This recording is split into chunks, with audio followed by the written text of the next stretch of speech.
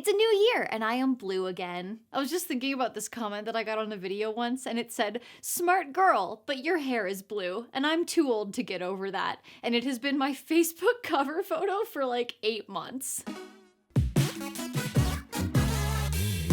Hey friends, Ginny D here, and a few months ago I did a video about how to be a less selfish role player, born mostly out of my own guilt for being a really talkative player who can sometimes accidentally steamroll quieter players. You guys really liked that video, but I also got a lot of comments from those quieter players, and they were asking if I had any tips for them about how to speak up more and get more involved in roleplay, especially if their fellow players weren't doing a very good job making space for them. Now, I freely admit that being a shy, quiet player is something that is a little hard for me to relate to. Don't get me wrong, I consider myself an introvert, and in less nerdy social situations, I definitely struggle. But D&D has always been something that I've felt pretty comfortable with. So in order to make sure that I was giving actual helpful advice, I talked to some quieter players and asked them what advice and what techniques had helped them come out of their shell as role players. What follows is a list of 10 tips that other shy players have said that they've found helpful. I can't guarantee that they'll all work for everyone, but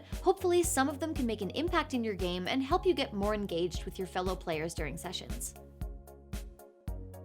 Play a character that's very unlike you. If you're quiet and you play a quiet character, it's going to be doubly difficult to speak up during roleplay.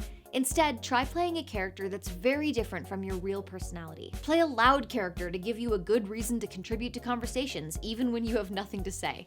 Play an overly confident character who volunteers to do things and tries to talk people into stuff. Playing a character that feels personal can make roleplay very vulnerable. If you try something and it fails, or if other characters or NPCs don't like your character, it can feel really personal. But distancing your character from yourself can help mitigate that vulnerability. So what if your stupid character says something stupid? It doesn't mean that you're stupid, it's just part of the game.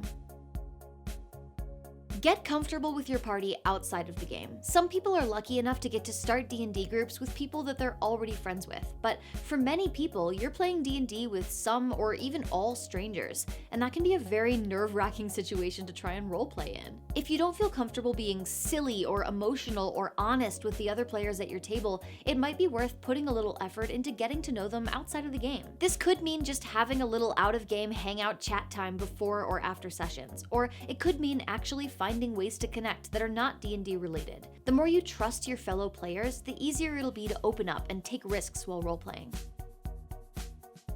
Really get to know your character. One of the things a lot of people said is that if they aren't sure what their character would do or say in any given situation, it can make them much more hesitant to jump into the roleplay. The more you understand your character's motivations and personality, the easier it'll be to know exactly how they would react to, say, being attacked by bandits, or meeting the king, or a shopkeeper trying to scam them. You can go super in-depth with character building, but to start, really nail down the core stuff. I'm talking, what does your character want? Why do they want it? And what is stopping them from getting it? If you get this stuff down, everything else will follow. For example, a character who wants to rebuild their family's lost fortune is going to probably be very deferential to a powerful, wealthy NPC like a monarch, and will probably be extra defensive if they think a shopkeeper is trying to cheat them out of their hard-earned gold. On the other hand, a wealthy foreign prince who abandoned his crown to track down his kidnapped true love might be combative with another country's ruler, or have history with him, and may not be all too concerned about a few gold pieces one way or the other. The more you can understand what makes your character tick, the more natural it'll feel to embody them in roleplay.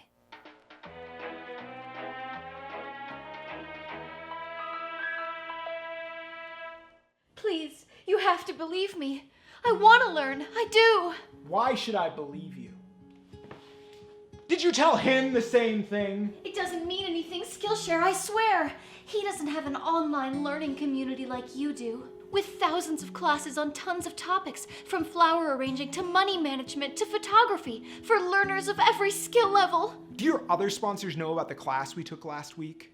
Real Productivity, How to Build Habits That Last, with Thomas Frank, YouTuber, author, and entrepreneur? Do they know about that? I don't care if they know. In fact, I want them to know. I want them to learn what we learned, about identifying pain points that make productivity harder and creatively mitigating them to anticipate future obstacles. I want them to make their own impossible list. How can I trust you? After what you've done. You'll learn to trust me again. I'll teach you. And for less than $10 a month, I will be a member. And the first 1,000 people to click the link in the description will get a free trial of Skillshare Premium membership. I promise you that. I believe you. Maybe I shouldn't, but I do.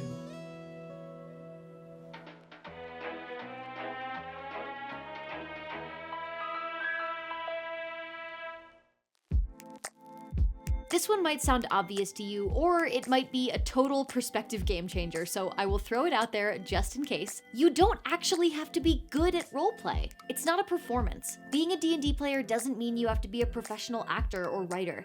It's a game, so as long as you and your party are having fun, you shouldn't feel self-conscious about being bad at accents or not being able to spit out witty one-liners. I know a lot of us watch D&D live play shows, and it can set up a false expectation for what our home games are going to be like. Just remember that in those kind of games, they're playing, but they're also performing. They have an audience. You don't. There is absolutely no obligation to be good at what you do for fun. Plus, if it's important to you to be good at role-playing, that happens through practice. Nobody sits down at their very first game table and is naturally amazing. If you want to do accents, then practice accents. There's no better sandbox to learn a new skill than in a regularly scheduled 4 to 6 hour session. That is more practice than most people get at any new skill.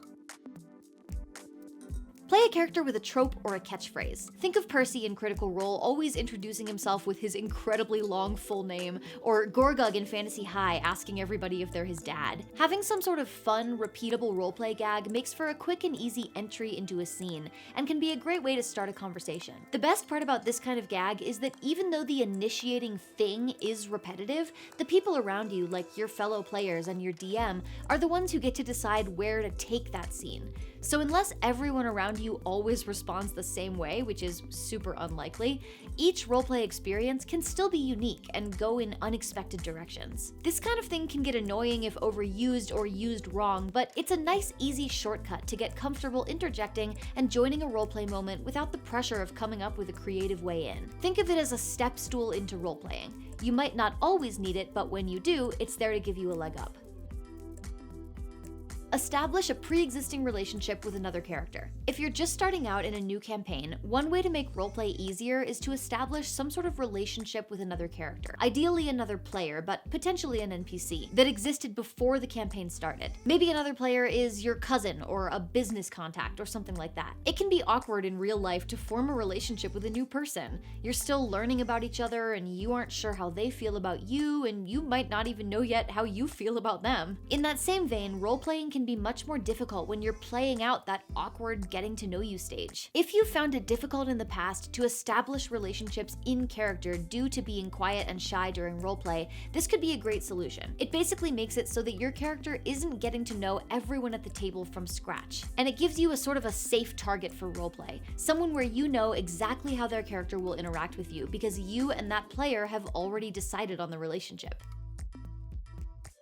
Tell your DM and players what you need. If you're comfortable with it, you should consider telling your DM and/or your fellow players that you can be shy at the table and that you want to be more involved. This allows them to actively invite you in and help you find opportunities to join in. Not every table is going to be good at this, but on the off chance that they would want to support you, you should give them the chance. This doesn't have to be an accusatory conversation or even a self-deprecating conversation. It's very normal for different people to feel more or less comfortable with roleplay or to be more or less talkative. All you need to do is pull them aside before or after a session and say something like, "Hey, just so you know, I have a tendency to be quiet during D&D and I'd like to be more involved in roleplay, but it can be hard for me to find the right moment to join in. It would really help me if you could try asking my character to weigh in sometimes, or initiating conversations with them." Remember that in most cases, it's nobody's fault. It's just a difference in communication style or comfort levels.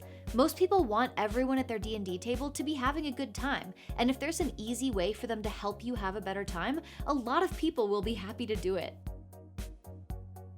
Practice role-playing when you're alone. If you don't have much roleplay or improv experience, speaking from the perspective of a fictional character can be really weird and hard to get used to. And if it feels weird, it's easy to get self-conscious about it, and that is totally normal and also totally fixable.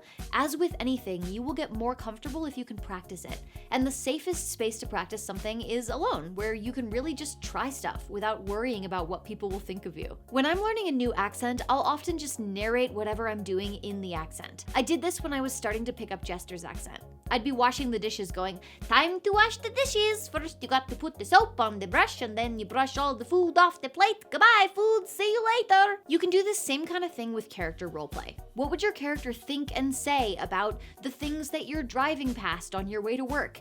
When you're looking in the bathroom mirror in the morning, practice how your character might greet a new person. Just mess around and try to step into their shoes during downtime in a low-pressure situation. If you have a willing friend or partner that you feel comfortable with, maybe they would have some conversations with you in character for practice. Or if you'd rather keep it to yourself for now, I have a whole series of point-of-view role-playing videos where you can just speak right back to me on your computer screen. Don't be afraid of your character failing. I once played with somebody who just completely shut down after a few bad rolls. It was like she was somehow embarrassed that her character had failed.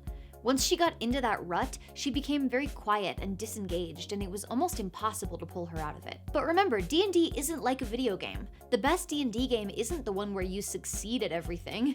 If that were the goal, we wouldn't roll dice with ones on them. Failing can be a really fun and interesting part of the game. Not to mention, it's inevitable. You will fail sometimes, everyone does. Once you start seeing that failure as a storytelling opportunity or a way to connect with your fellow players, it takes the pressure off of you. You don't have to be embarrassed if your character can't persuade someone or intimidate someone. You rolled a random number generator and it gave you a random number. You didn't do anything wrong. The sooner you can eradicate that very natural fear of messing up, the more fun you can have no matter the outcome, and the less scared you'll have to be of stepping in and trying something. Last, but possibly most important, you are allowed to stay shy. You're allowed to play D&D however you want. It's okay to be quiet, it's okay to not do voices, it's okay to play a character that's just you with a sword. These are tips for people who want to change the way that they participate in tabletop games, but there's no right way to roleplay. Don't feel pressured to be louder if that isn't fun for you. There's nothing inherently wrong with speaking less than other players or playing a character who doesn't have a complex personality and a long, involved backstory. As long as you're engaging as much as you want to engage, that's what matters the most. One thing to remember, creating a comfortable, balanced, welcoming atmosphere at a gaming table is a little bit of everyone's responsibility. Just like loud roleplayers can't force quiet roleplayers to speak up, quiet roleplayers also don't have control over the more domineering players at their table. In order for everyone to feel like they're playing a real part in their game, everybody at the table has to communicate and work together to help each other feel heard. Only with that kind of cooperation can we all coexist and really fuck up some monsters together. Thanks for watching, and also for just caring about having a positive and healthy dynamic at your role-playing table. I often hear about people who are feeling frustrated or unheard at their gaming tables, and it makes me really sad because all anybody wants is just to have fun and do some fantasy adventures. So thank you for doing your part in making that happen at your own table. I will see you all next Wednesday, and if you're not subscribed yet, wow, what a great time to do that!